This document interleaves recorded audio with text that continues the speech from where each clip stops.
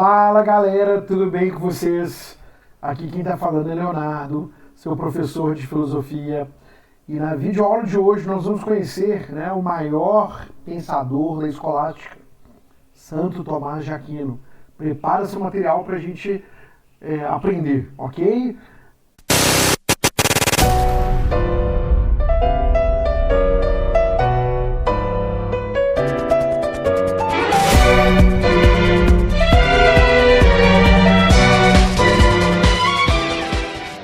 Deixa separadinho aí seu lápis, sua borracha, caneta, papel, anota tudo aí. Inicialmente, vamos falar um pouquinho, já que é a primeira aula, falar um pouquinho da vida e das obras do Tomás de Aquino, Tomás de Aquino, gente, é considerado o maior filósofo da escolástica e tem uma grande influência até hoje, vamos dizer assim, O seu sistema tem sido ensinado nas escolas cristãs católicas, desde muito tempo, vamos dizer assim, da Renascença até hoje, vamos dizer assim. Mas da metade do século XIX para cá, a gente tem aí uma busca, vamos dizer assim, mais intensa do Tomás de Aquino, dentro das faculdades de filosofia do mundo inteiro, ok? Por que acontece isso? É a galera que está estudando aí a Bíblia, está estudando o cristianismo, está estudando muitas vezes para ser padre, ser religioso. Então, hoje, sem dúvida nenhuma, a gente pode falar que é um dos filósofos, ou o filósofo mais estudado, ok?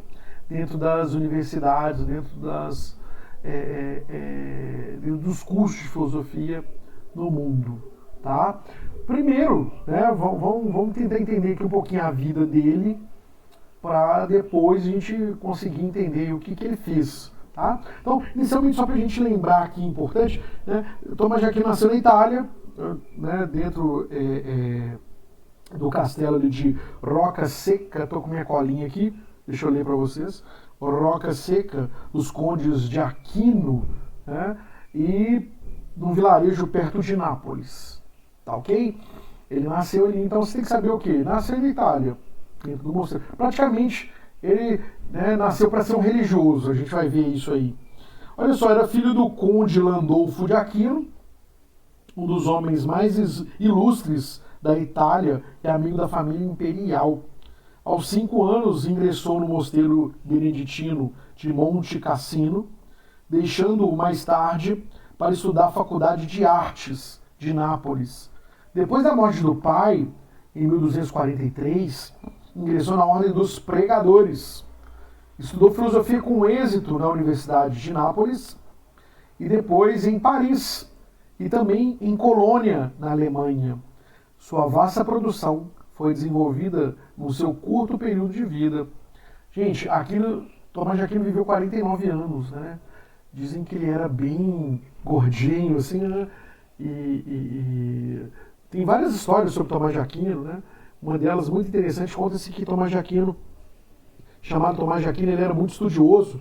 Vocês viram a trajetória dele aí, praticamente em 3 países, em 3 grandes universidades, ele estudou, Então, um cara dedicado aos estudos, Dizem que uma vez no mosteiro beneditino, 3 monges lá chamaram ele: Aquino, olha, tem um boi voando aqui.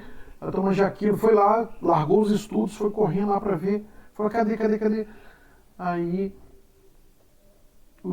começaram a rir da cara dele, Eu sei, que é isso? Você é um cara tão inteligente, você acredita em boi voando?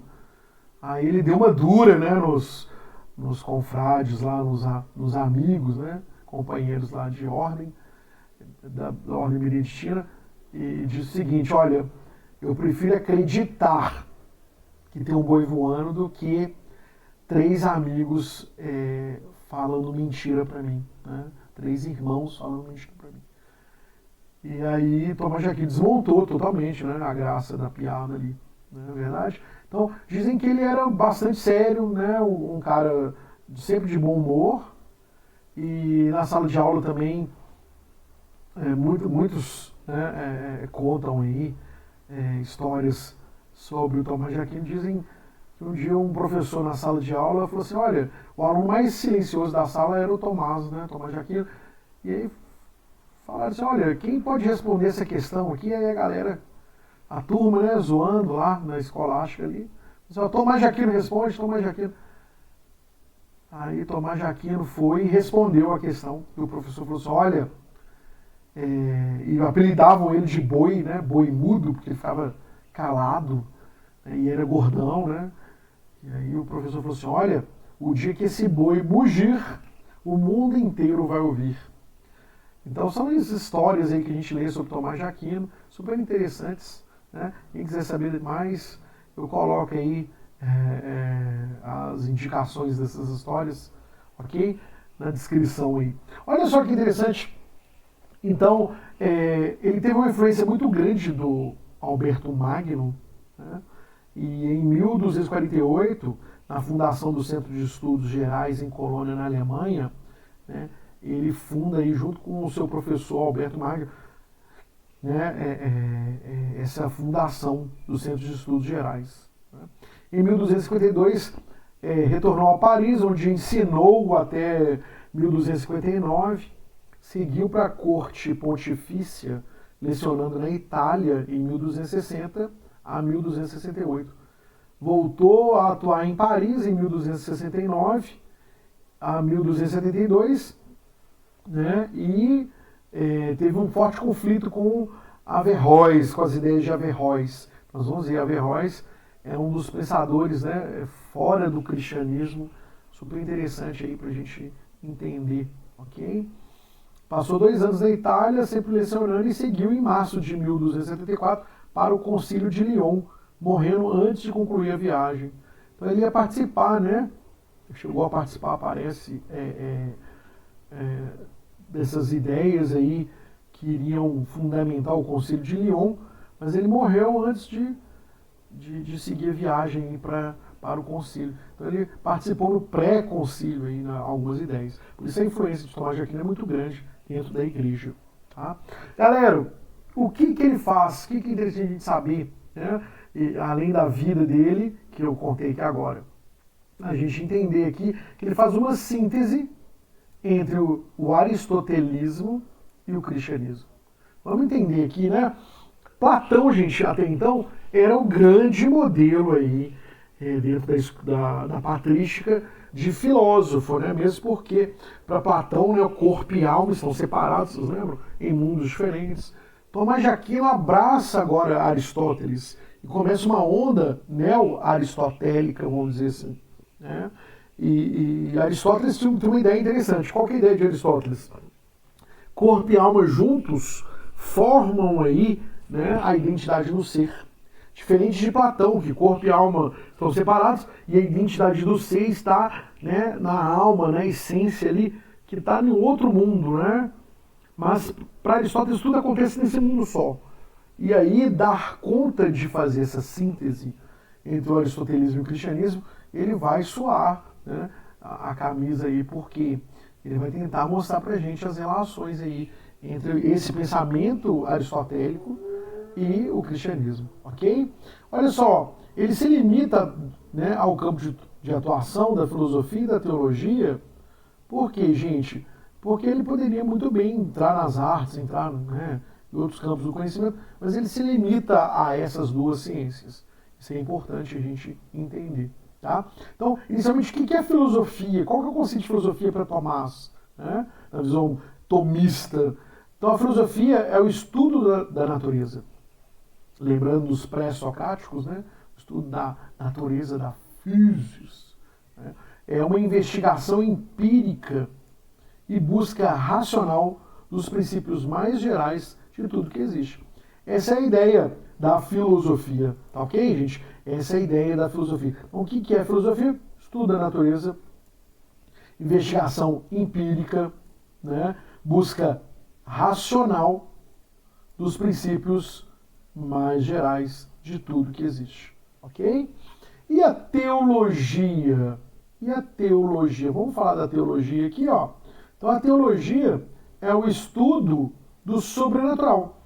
Se a filosofia é o estudo da natureza, aquilo que ultrapassa a natureza, né, aquilo que está além do natural, né, metafísica,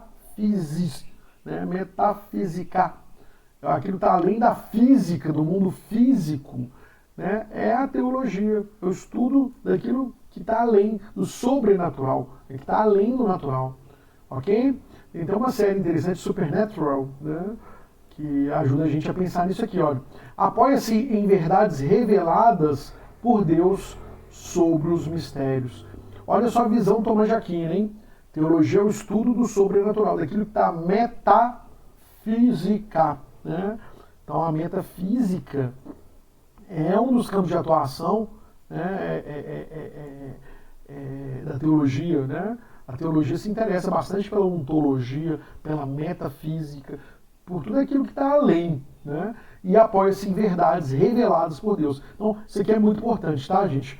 As verdades reveladas por Deus sobre os mistérios. Que os mistérios são os mistérios da vida, né? Então a pergunta aqui não é aquela pergunta mais que os filósofos faziam, né? Que fazem ainda, sobre a origem do mundo, né? Qual que é a origem da matéria, né? Mas a verdade revelada aqui agora toma por base, né, os escritos bíblicos, né?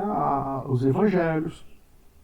Então, a pergunta que não vai querer, né, calar Thomas de Aquino é o seguinte: se Deus criou todas as coisas, né, e viu que tudo era bom, o livro do Gênesis, vocês já conhecem, né, por que Deus quis criar o mundo? Né? Então, esse mistério, isso é um mistério, a gente não sabe. Thomas de Aquino acredita que a teologia deve buscar, né, a explicação disso. Por que nós temos corpo e alma? São perguntas que a filosofia já não dá mais conta de responder. Né? O campo de atuação da teologia, ela vai além. Não que isso seja irracional, tá, gente? Thomas de Aquino acredita que fé e razão devem andar juntos, né? E isso é importante. Por isso, Thomas de Aquino acredita que a teologia é uma ciência, né? E é uma ciência que tem método, precisa de método, todas aquelas características que a gente conhece sobre o que é uma ciência. A ciência tem que ter um método claro, né? Os métodos que a gente está falando aqui não são métodos empíricos avançados, igual tem na idade moderna, né? Mas a gente está falando aqui de métodos lógicos, né? São os métodos da Idade Média, provas lógicas. E Thomas de Aquino vai usar essas provas para tentar mostrar para a gente aí, né, as bases da teologia. Isso é muito importante. Para a gente terminar aqui essa parte, né? Para São Tomás de Aquino, o filósofo, né, qual que é o papel do filósofo? Olha, então o papel do filósofo é admitir somente aquilo que é demonstrável pela razão. Então o filósofo, ele deve, né, o papel do filósofo aqui, ó, ele deve admitir como verdade somente aquilo que é demonstrável pela razão, pela ratio. Né? Então a palavra ratio é o significado de logos no grego. Ok? Só que a ratio agora é uma ratio pós-revelação, né? A ratio dialoga com a fides, que é a fé, ok? Se a gente tem de um lado a ratio, a gente tem a fides, que é a fé. E o papel do teólogo? Então, o teólogo, olha lá, deve basear-se, né, na autoridade de Deus e nos princípios da revelação. Que princípios da revelação são esses, né? Os princípios da fé. Isso é muito importante. Então, o Thomas de Aquino não acredita que deve haver briga entre filosofia e teologia. Agora, a gente tem que entender que a filosofia é a base para a construção teológica, né? E é por isso as duas devem andar juntas, a fé e a razão. Ok? A razão e a fé. No caso, a razão, né, não consegue explicar tudo. Então é necessário que ela, né, se utilize da fé. Mas a fé sem a razão, sem esse suporte, né, lembra que eu falava para vocês na outra aula? A fé, né, ela tem como a filosofia, vamos dizer assim, né, é a base para a teologia. A fé tem como base essa razão, isso que eu explicava, né? Então a filosofia, ela é antila teologia, né? Isso que os filósofos medievais falavam. O que é antila, né? ela é escrava, ela é suporte, ela é serva. A filosofia é serva da teologia. E a gente termina essa videoaula sobre Tomás de Aquino nesse instante. Espero que vocês tenham gostado, né, sobre a vida e obras de Tomás de Aquino.